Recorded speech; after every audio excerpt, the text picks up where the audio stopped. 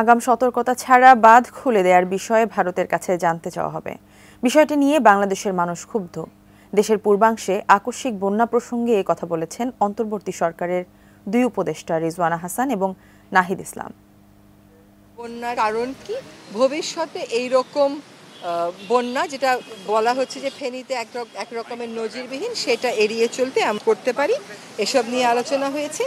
আমাদের সিদ্ধান্ত হয়েছে যে সর্বোচ্চ গুরুত্ব দিয়ে বন্যা উপদ্রুত সবকটা জেলাতেই উপদেষ্টা মণ্ডলীর সদস্যরা যাবেন। শুনছি যে আসলে উজানেও অনেক বৃষ্টি হয়েছে, আমাদের যেখানে বন্যা আক্রান্ত সেখানে অনেক বৃষ্টিপাত হয়েছে।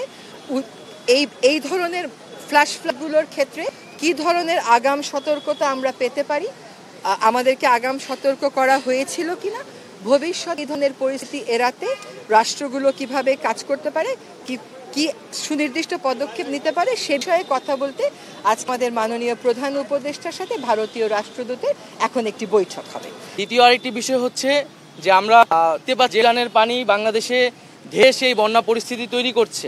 কোনো ধরনের আগাম সতর্কতা এবং প্রস্তুতির সুযোগ না দিয়ে এই যে বাঁধ খুলে দেওয়া হয়েছে, এটির মাধ্যমে ভারত অমানবিকতার পরিচয় দিয়েছে এবং বাংলাদেশের সাথে অসহযোগিতা করছে।